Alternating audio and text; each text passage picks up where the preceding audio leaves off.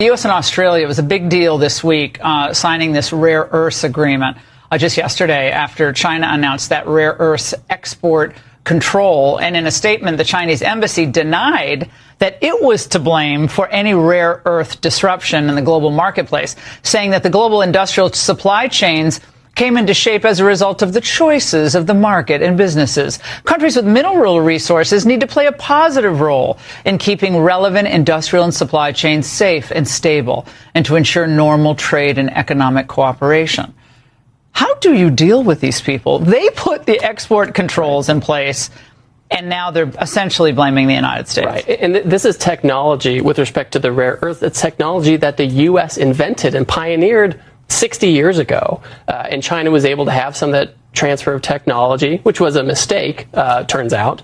And so it's completely normal for us, obviously, in the face of Chinese export controls, to diversify and develop other sources. And so, again, we get these word salads coming out of Beijing of trying to justify what they've done. No one's fooled. Everybody knows. It's not just the U.S., it's the EU, it's Japan, it's Australia.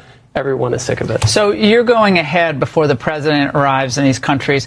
How have your meetings gone thus far with your Chinese counterparts? Well, I will say they are certainly cordial.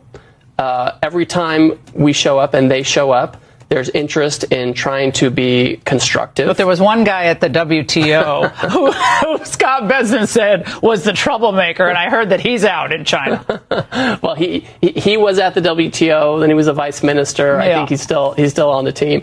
But our focus is trying to do what's right for America. This is not an issue where we're trying to hurt China or make them lose. I mean, that's just not what we're doing. Like, the Chinese motivations, obviously, are totally different. Well, isn't there motivation, speaking of that, isn't there motivation global dominance in every key industrial sector? That was the whole point of the Belt and Road Initiative, was it not? So this idea that, if China rises, everybody rises, this rare earth move on their part shows that's not the case. That's right. And it's no secret, right? They've published these plans with the Belt and Road, also Made in China 2025. They've been telegraphing for years. And to be honest, American policymakers are partially at fault.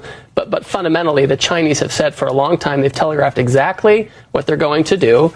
And it's up to the president and frankly, a lot of our allies, if they have the spine for it, to stand up to this and to make sure that we can be independent with respect to these critical sectors.